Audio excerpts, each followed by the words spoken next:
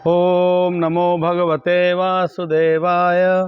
हरे कृष्णा। तो बहुत बहुत स्वागत सभी भक्तों का इस भगवद गीता सीरीज में। आज हम अध्याय 8 के 22 नंबर श्लोक से क्लास प्रारंभ कर रहे हैं। अभी तक आपने भगवद गीता सीरीज में 1 नंबर अध्याय के 1 नंबर श्लोक से लेके और 8 नंबर अध्याय के 21 नंबर श्लोक तक क्लास अटेंड कर चुके होंगे आप। हमारे चैनल पर वो सभी क्लास आपको मिल जाएंगी, आप सब्सक्राइब कर लीजिए। तो 22 नंबर श्लोक से क्लास प्रारंभ कर रहे हैं। आज भगवान कृष्ण अर्जुन से बता रहे हैं, पुरुष से परः पार्थ भक्त्या लभ्येतु अनन्यः यस्यान्तः स्थानि भूतानि येन सर्वमिदं ततम्। भगवान कह रहे हैं, भगवान जो सबसे महान है, अनन्य भक्ति के द्वारा ही प्राप्त किए जा सकते हैं। यद्यपि वे अपने धाम में विराजमान रहते हैं तो भी वे सर्वव्यापी हैं और उनमें सब कुछ स्थित है। यहाँ भगवान अपने ऐश्वर्य के विषय में बता रहे हैं। भगवान कह रहे हैं, भगवान सबसे महान है। ईश्वर परम कृष्ण सच्चिदानंद विग्रह अनादि आदि गोविंद सर्व कारण कारणम। ब्रह्मा जी कहते हैं भगवान के लिए, ईश्वर परम यानी द सुप्रीम पर्सनैलिटी, परम ईश्वर कृष्ण, कृष्ण परम ईश्वर है, सबसे महान है और अनन्य भक्ति के द्वारा ही प्राप्त किया जा सकते हैं। भक्ति के अलावा दूसरा कोई साधन नहीं उनको प्राप्त करने का।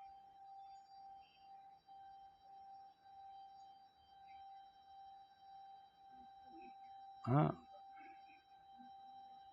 यद्यपि अपने धाम में विराजमान रहते हैं, भगवान हमेशा अपने धाम में वैकुंठ में रहते हैं, तो भी वे सर्वव्यापी हैं और उनमें सब कुछ स्थित है। भगवान अपने धाम में रहते हुए भी सर्वव्यापी हैं।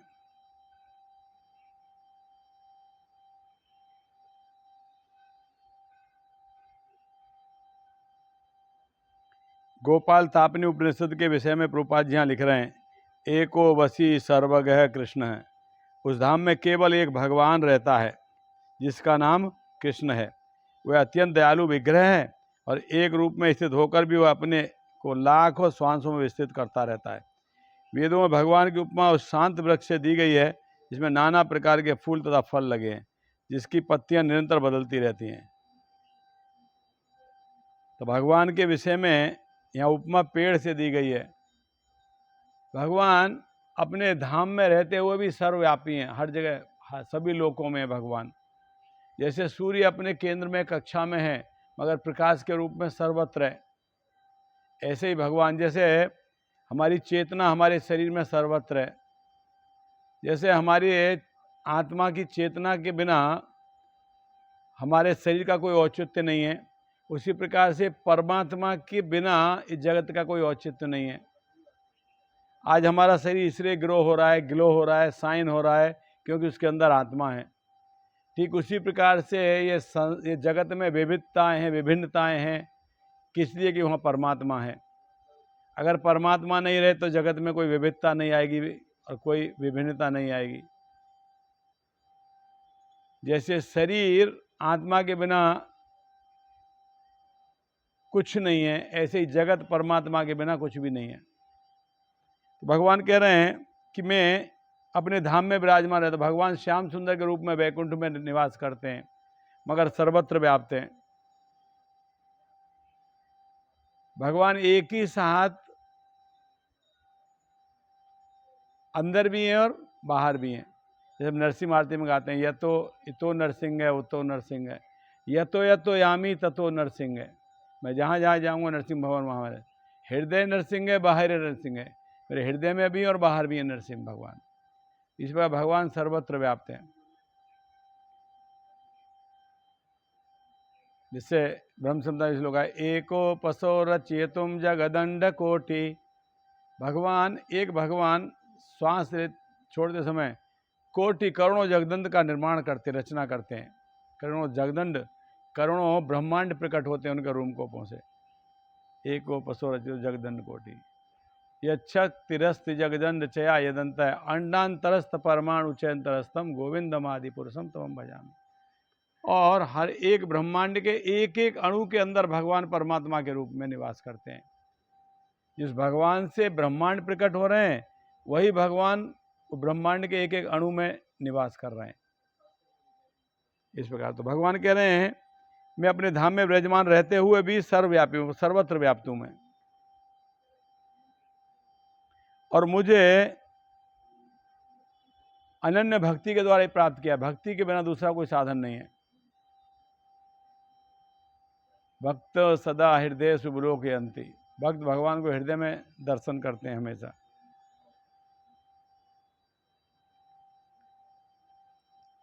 कृपा जी लिख रहे हैं वैकुंठ लोक की अजिता करने वाले भगवान के स्वांश चतुर्भुजी हैं, विभिन्न नामों से विख्यात है। पुरुषोत्तम, त्रिविक्रम, केशव, माधव, अनिरुद्ध, ऋषिकेश, संकर्षण, पद्रुमन, श्रीधर, वासुदेव, दामोदर, जनार्दन, नारायण, वामन, पद्मनाभ, भगवान के अनेक नाम बताए। कृपा जी लिख रहे हैं लास्ट पैराग्राफ, गोलोक एव निवसत्य खिलात्म भूतम,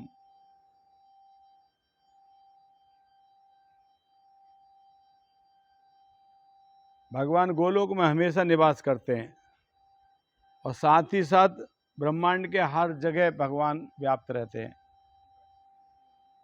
23 नंबर भगवान कहते हैं यत्र काले तु अनावृतम आवृतम च एव योगिनः प्रयाता यान्तिम तम कालम वक्ष्यामि भरत ऋषभ। कह रहे हैं हे भरत श्रेष्ठ, अब मैं तुम्हें उन विभिन्न कालों को बताऊंगा जिनमें संसार से प्रयाण करने के बाद योगी पुनः आता है अथवा नहीं आता है। तो अब ये समय की गणना के विषय में बता रहे हैं। किस परिस्थितियों में व्यक्ति शरीर छोड़ता है तो वापस भौतिक जगत में आता है, और किस परिस्थिति में शरीर छोड़ता है तो वापस भौतिक जगत में नहीं आता है। बोले वो अब मैं तुमको बताऊंगा। 24 में भगवान कहते हैं जो परम ब्रह्म के ज्ञाता हैं, जो अग्निदेव के प्रभाव में प्रकाश में दिन के शुभ क्षण में शुक्ल पक्ष में या जब सूर्य उत्तरायण में रहता है, इन 6 मासों में संसार से त्याग करने पर उसे परम ब्रह्म को प्राप्त करते हैं। तो ब्रह्म के ज्ञाता हैं, जो विद्वान हैं, वे अगर अग्निदेव के प्रभाव में प्रकाश में दिन में शुक्ल पक्ष में या जब सूर्य उत्तरायण है तब इन 6 महीनों में कोई शरीर छोड़ता है तो भगवान के धाम को प्राप्त करता है, परम ब्रह्म को। फिर दूसरी तरफ बता रहे हैं जो योगी धुएं में, रात्रि में, कृष्ण पक्ष में या सूर्य के दक्षिणायन में रहने पे ये 6 महीनों में दिवंगत होता है, शरीर छोड़ता है, तो वह चंद्रलोक को जाता है, किंतु वहाँ से पुनः पृथ्वी पर चला आता है, वापस पृथ्वी पर आ जाता है वहाँ से। तो पहले बताया उत्तरायण में, जब सूर्य उत्तरायण है वो 6 महीने में शरीर छोड़ेगा तो वैकुंठ जाएगा। फिर दूसरा बताया जब सूर्य दक्षिणायन है 6 महीने, तब शरीर छोड़ेगा तो वापस लौट के पृथ्वी पे आएगा।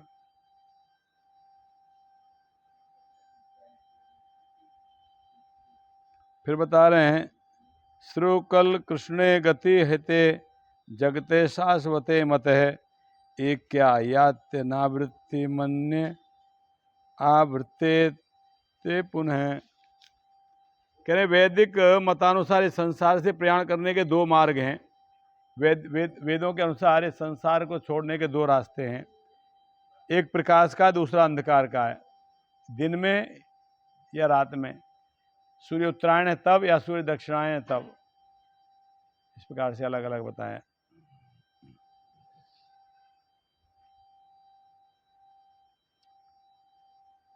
जब मनुष्य प्रकाश के रास्ते से जाता है तो वापस नहीं आता, कि अंधकार के मार्ग जाने वाला पुनः लौट कर आता है। और 2 चीज बताई, अगर कोई व्यक्ति प्रकाश के रास्ते से जा रहा है तो ऐसा व्यक्ति वापस भौतिक जगत में नहीं आएगा, और जो व्यक्ति अंधकार के रास्ते जा रहा है यानी कृष्ण पक्ष में जा रहा है तो वापस लौट के पृथ्वी पे आएगा। 27 में भगवान कहते हैं जो व्यक्ति कह रहे हैं, हे अर्जुन, यदि भक्तगण इन दोनों मार्गों को जानते हैं किंतु वे मोहग्रस्त नहीं होते, अतः तुम भक्ति में सदैव स्थिर रहो। यानी जो भगवान के भक्त हैं वो किसी भी रास्ते से जा सकते हैं, चाहे अंधकार का रास्ता है चाहे सूर्य प्रकाश का रास्ता है, सूर्य पक्ष है चाहे कृष्ण पक्ष है, शुक्ल पक्ष है चाहे कृष्ण पक्ष है, सूर्य उत्तरायण है चाहे सूर्य दक्षिणायन है, क्योंकि वो भगवान के भक्त होते हैं ना, भगवान के ऊपर पूर्ण निर्भर रहते हैं, भगवान से कुछ इच्छा नहीं करते, भगवान की इच्छा पे वो अपने आप को छोड़ देते हैं। अनासक्तस्य विषयान यथार्हु पुंजत है।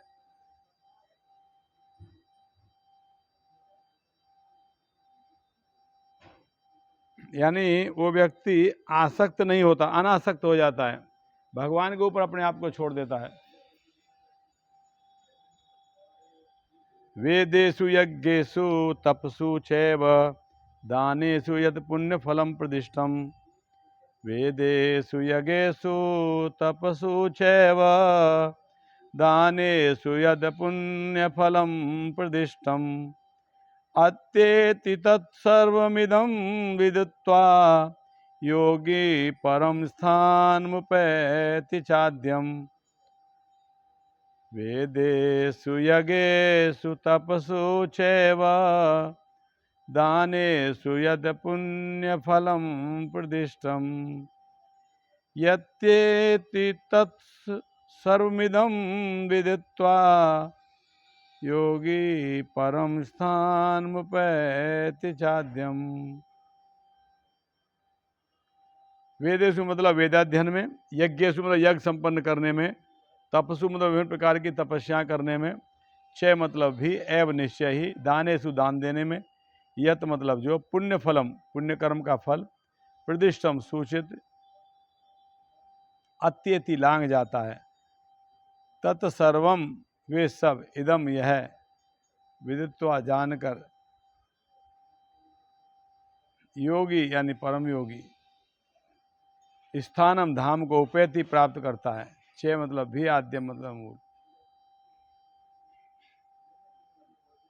भगवान कह रहे हैं जो व्यक्ति भक्ति मार्ग स्वीकार करता है वह वेदाध्ययन तपस्या दान दार्शनिक तथा काम कर्म करने से प्राप्त होने फलों से वंचित नहीं होता, वह मात्र भक्ति संपन्न करके समस्त फलों की प्राप्ति करता है और अंत में परम नित्य धाम को प्राप्त करता है। बहुत इंपॉर्टेंट श्लोक है। कह रहे हैं भगवान जो भगवान की भक्ति कर रहा है, जो भक्ति मार्ग जिसने स्वीकार किया है, वो व्यक्ति वेदाध्ययन तपस्या दान दार्शनिक और सकाम कर्मों से प्राप्त होने फलों से वंचित नहीं होता। भक्ति करने मात्र से ही वेदों के अध्ययन करने का फल प्राप्त हो जाएगा, भक्ति करने मात्र से ही तपस्या का फल प्राप्त हो जाएगा, भक्ति करने मात्र से ही समस्त प्रकार के दान करने का फल प्राप्त हो जाएगा, भक्ति करने मात्र से ही समस्त प्रकार के दार्शनिक या सकाम कर्मों से प्राप्त होने वाले फल भी प्राप्त हो जाएंगे। यानी जो व्यक्ति भगवान की भक्ति में लग गया है, फिर उसको वेद अध्ययन करने की, तपस्या करने की, दान देने की, दार्शनिक फिलॉसफी समझने की या सकाम कर्म पुण्य कर्म करने की कोई आवश्यकता नहीं है, अगर भगवान की भक्ति कर रहा है शुद्ध हृदय से। तो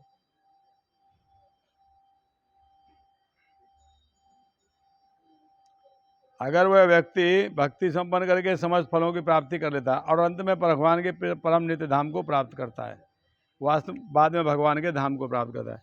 यानी अगर जो भक्ति कर रहा है ना, वो व्यक्ति को फिर ज्ञान अर्जित करने का, वेद पढ़ने का, शास्त्र पढ़ने का आवश्यकता नहीं है, न ही वो व्यक्ति को दान करने की आवश्यकता है, न ही उस व्यक्ति को तपस्या करने की आवश्यकता है, क्योंकि भगवान ये सब करके क्या करेगा व्यक्ति, ये सब करके भगवान के शरणागति होना है, और जो पहले ही शरणागति हो गया तो उसको फिर जरूरत ही नहीं है सब करने की।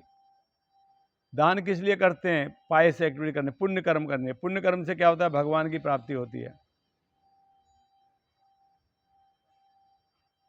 तो अगर कोई व्यक्ति पहले से भगवान के शरणागत हो गया है तो फिर उसको पुण्य कर्म करके भगवान की प्राप्ति करने की आवश्यकता नहीं है, फिर उसको और आगे बढ़ना चाहिए पुण्य कर्म करने के अलावा। इस प्रकार से अध्याय 8 यहाँ पे समाप्त हुआ। अध्याय 9 परम गुह्य ज्ञान, ये भगवान इसमें बता रहे हैं परम गुह्य, सो मोस्ट सीक्रेट नॉलेज, परम गुह्य ज्ञान। अर्जुन को भगवान कह रहे हैं, श्री भगवान उवाच इदम इदम तुते गुह्यतम प्रवक्ष्यामि सूयवे ज्ञानम विज्ञान सहितम यज ज्ञात्वा मोक्ष से शुभात्। भगवान ने कहा, हे अर्जुन, चूंकि तुम मुझसे कभी ईर्ष्या नहीं करते, इसलिए मैं तुम्हें यह परम गुह्य ज्ञान और अनुभूति बताऊंगा, जिसे जानकर तुम संसार के सारे कलेशों से मुक्त हो जाओगे। देखिए, संसार के सभी प्रकार के कलेशों से अगर मुक्त होना है तो भगवान के ज्ञान को प्राप्त करना है। भगवान कौन है प्राप्त करना है, भगवान के साथ हमारा संबंध क्या है ये जानना है, भगवान के प्रति हमारी जिम्मेदारी क्या है वो जानना है। तब व्यक्ति समस्त प्रकार के कष्टों से दूर हो सकता है। भगवान ने कहा, हे अर्जुन, चूंकि तुम मुझसे कभी ईर्ष्या नहीं करते, तो कौन भगवान की शरणागति हो सकता है, कौन भगवान के ज्ञान को जान सकता है? जो कभी भगवान से ईर्ष्या नहीं करता वो व्यक्ति जान सकता है।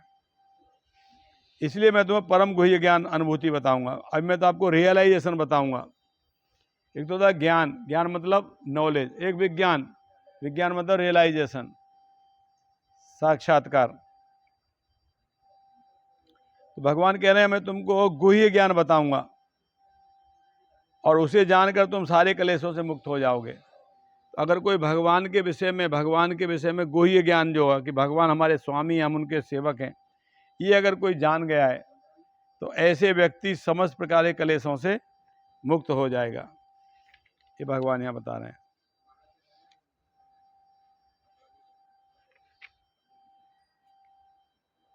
दूसरे पैराग्राफ में भगवान के विषय में प्रभुपाद लिख रहे हैं, भक्तगण परमेश्वर की सेवा में निरंतर लगे रहते हैं। भगवान उस जीव को विशेष की मानसिकता तथा निष्ठा से अवगत रहते हैं जो कृष्ण भावना में होता है, और उसे ही वे भक्तों के सानिध्य में कृष्ण विद्या को समझने की बुद्धि प्रदान करते हैं। क्योंकि भगवान सभी के हृदय में परमात्मा के रूप में व्याप्त हैं ऑलरेडी। तो भगवान उस जीव की विशेष मानसिकता निष्ठा से अवगत रहते हैं, क्योंकि भगवान सबके हृदय में परमात्मा के रूप में। तो भगवान उस जीव की निष्ठा के साथ में अवगत रहते हैं, जानते हैं उसको कि ये क्या चाह रहा है। इसलिए भगवान क्या करते हैं, जो भगवान की भक्ति करना चाहता है तो भगवान उसको भगवान के भक्तों के सानिध्य में भेज देते हैं, भक्तों का संग मिल जाता है। इसलिए कहा गया है कि गुरु कृष्ण प्रसाद पायो भक्ति लता बीज। गुरु और कृष्ण की कृपा प्राप्त करने से ही भक्ति का बीज व्यक्ति के हृदय में उत्पन्न होता है, प्रकट होता है। भक्ति बीज अंकुरित होता है, भक्ति का बीज अंकुरित होता है कब? जब भगवान की और भगवान के भक्तों की कृपा मिलती है, गुरु की और भगवान की कृपा मिलती है तब।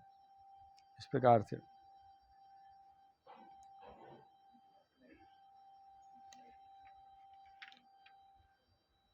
तो ये अध्याय में, ये श्लोक में भगवान बता रहे हैं कि क्योंकि तुम कभी मुझसे ईर्ष्या नहीं करते। अगर आप भगवान के प्रति शरणागत हो तभी भगवान आपको ज्ञान प्रदान करेंगे। तो क्योंकि तुम ईर्ष्या नहीं करते, इसलिए मैं तुम्हें वो परम गुह्य ज्ञान और अनुभूति बताऊंगा।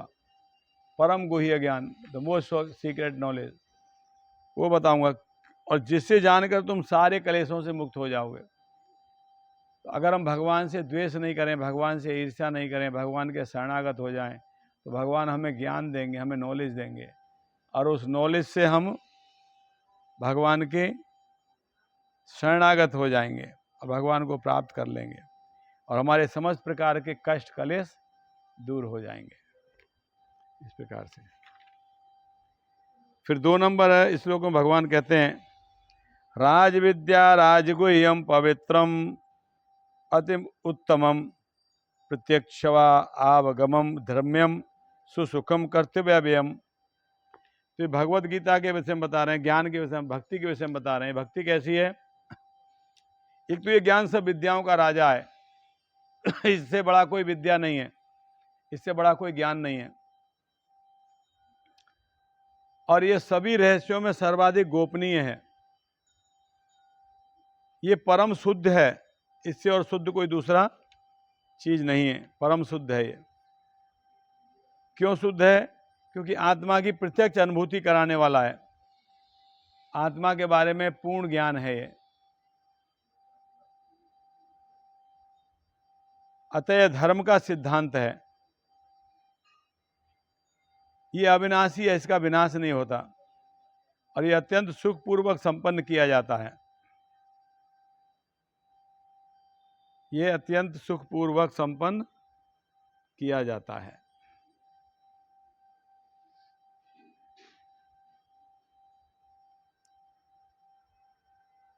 तो यहाँ भगवान भगवद गीता के विषय में बता रहे हैं, सभी रहस्यों में सर्वाधिक गोपनीय ज्ञान है, परम शुद्ध है, क्योंकि आत्मा की अनुभूति कराने वाला है। ये धर्म का सिद्धांत है, ये अविनाशी है, इसका विनाश नहीं होता और इसे अत्यंत सुखपूर्वक संपन्न किया जा सकता है। तो अगर भक्ति देखा जाए तो भक्ति का भी विनाश नहीं होता और भक्ति को सुखपूर्वक किया जा सकता है। भक्ति के लिए ऐसा नहीं आपको नीचे सर ऊपर पैर करना है, नहीं, मात्र भगवान के शरणागत होना है, भगवान की सेवा करनी है।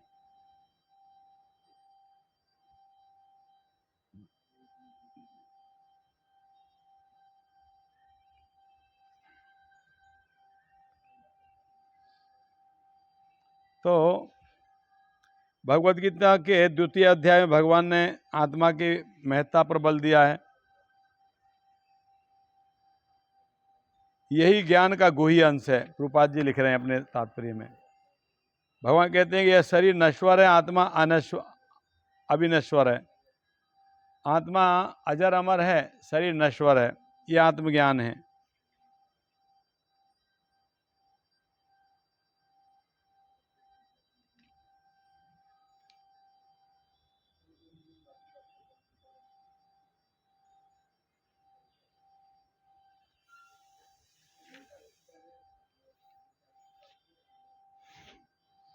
तो धर्म का पथ यही है, धर्म्यम। धर्म्यम शब्द का मतलब धर्म का पथ।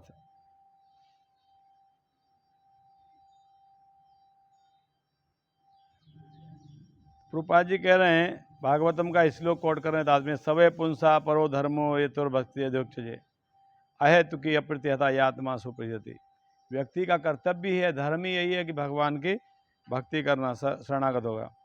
और फिर आगे लास्ट नेक्स्ट पैराग्राफ में कह रहे हैं, सुसुखम, ये सुखपूर्वक की जा सकती है। भक्ति के लिए कोई ज़्यादा कष्ट करने की आवश्यकता नहीं है। भगवान को प्रसन्न करने के लिए बहुत ज़्यादा चीज़ आपको नहीं चाहिए। भगवान कहते हैं, पत्रम पुष्पम फलम तो यो में भक्त्या पृच्छति। एक पत्ता, एक पत्र, एक फूल, कुछ भी भगवान को चढ़ाओगे, भगवान उससे प्रसन्न हो जाते हैं, है ना। और भक्ति शाश्वत है, ये नष्ट नहीं होती, भक्ति खत्म नहीं होती। ये जीवन में जो आप भक्ति करोगे, अगले जीवन में वहाँ से आपकी भक्ति आगे प्रारंभ हो जाएगी।